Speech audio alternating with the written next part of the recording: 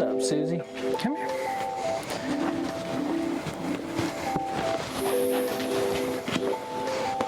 It's a good girl. It's a good girl.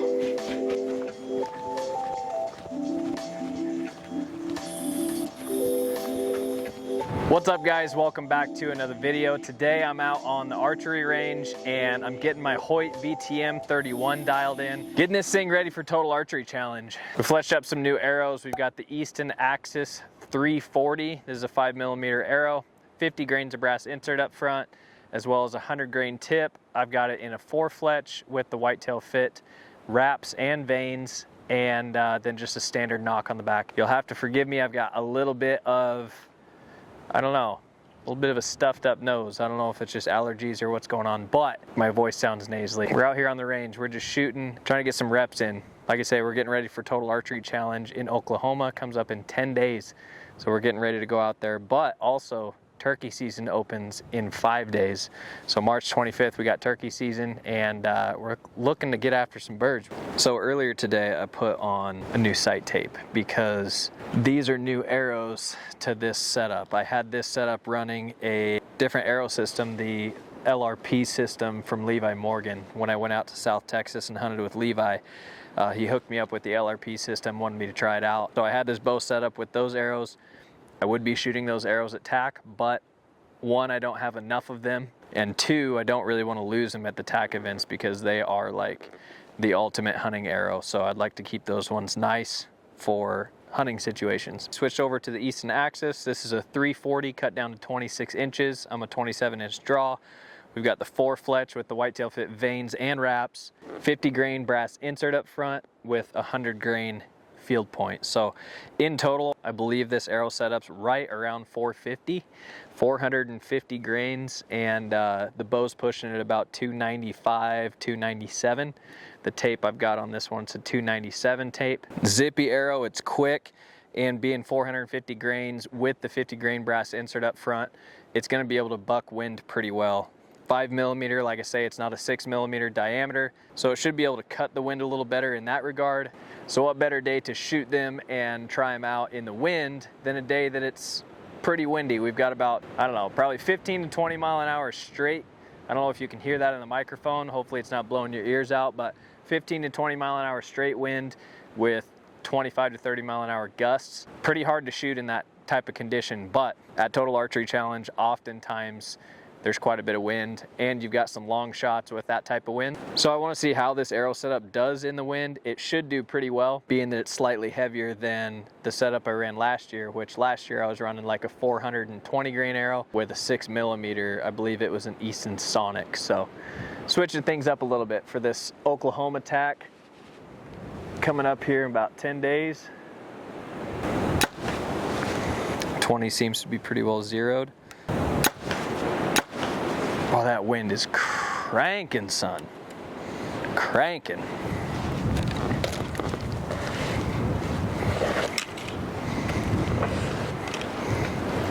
All right, we're gonna stretch it out a little bit. We're gonna take this bow out to 60 with this wind ripping the way it is, see what kind of group we can get, and see how the arrows are gonna fly and perform in this type of wind. It's cranking right now. I don't know. It's probably hard for you guys to tell, but it is pretty dang windy. So yeah, we'll see what the setup does at 60. 60 on the dot.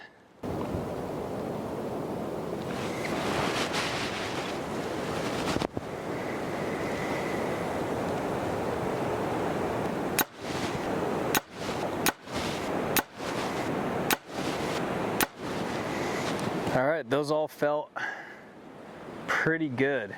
We're gonna see what they did downrange. All right, not bad looking. Not bad looking. I actually like that group quite a bit. It's all just to the left. We've got a pretty hard, like I say, right to left wind, blowing 15, 20 mile an hour, pretty well steady. So I would expect that type of movement. We've got about, I don't know, probably 6 inches of movement from right to left off center. If you're taking the center of where I was aiming to the center of the group right here, it might be maybe 5 or 6 inches. So 5 or 6 inches of movement with a 15 mile an hour wind out at 60 yards. I'll take that. That's pretty good. So that just tells me out to 60 yards, I'm gonna have to move the sight, either give it 4 or 5 clicks, or just hold off 5 or 6 inches. So I like that group. I'm pretty happy with. I need to recolor that target. Kind of faded.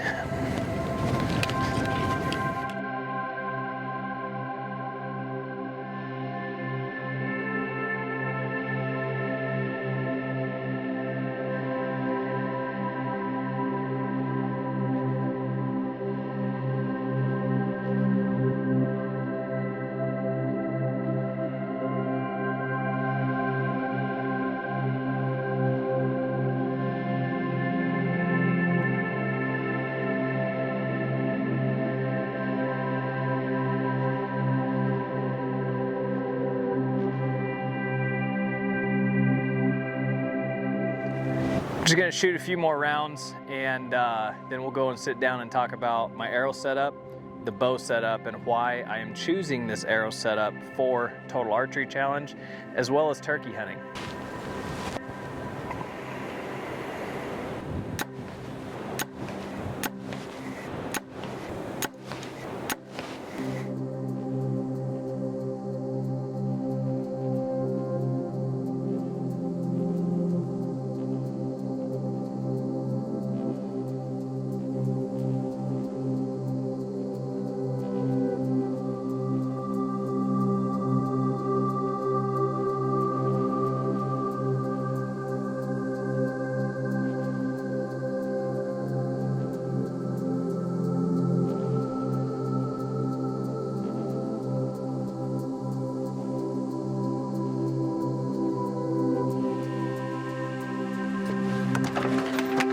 Suze. Hey, Suze. Oh, nailer.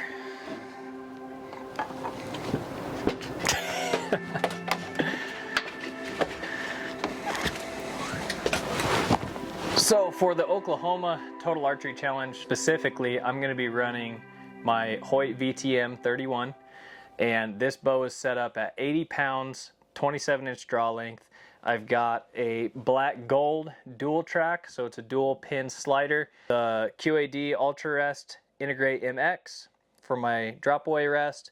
I've got a little sling on here for my wrist sling, and then I'm running a Hoyt Carbon Pro bar, a 10-inch bar off the front lower mounting position with 4 ounces, and then an 8-inch bar off the back bar position with, I believe I have 9 ounces on here. Yep, 9 ounces. So anyway, that is the setup I'm running for Total Archery Challenge Oklahoma. And then the arrows I'm going to be running through it, like I mentioned earlier, Easton Axis 340, and this is cut to 26 inches. It is a 5mm arrow.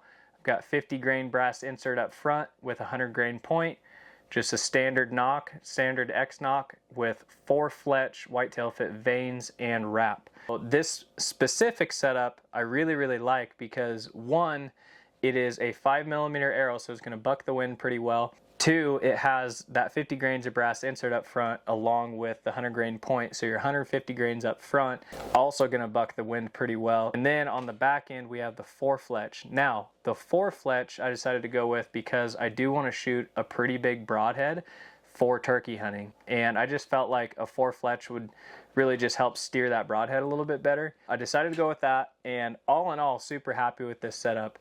And I'm glad I shot it out in the wind today just to know what it was going to do with a hard crosswind. And a lot of times with Total Archery Challenge, you have quite a few long shots, and specifically the Oklahoma shoot, out on the course there is quite a bit of wind. You've got a big lake that you're shooting around the lake. One of the courses is pretty cool. It's actually on an island. You take a little ferry out to the island and you shoot the island course. Now again, you're dealing with some good wind out there, so I wanted to make sure that this setup was going to buck the wind properly, and not so much buck the wind properly, but so that I know what the setup is going to do in the wind.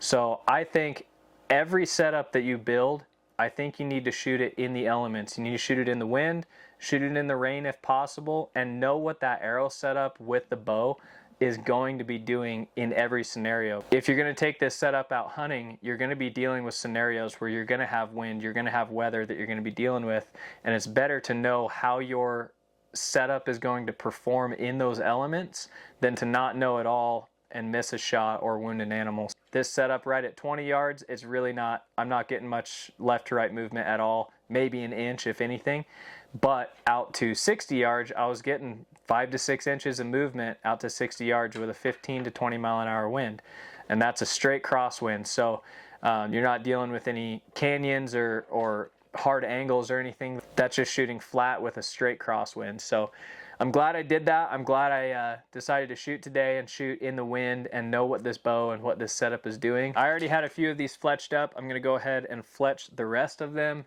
and make sure they're all dialed and ready for Total Archery Challenge Oklahoma.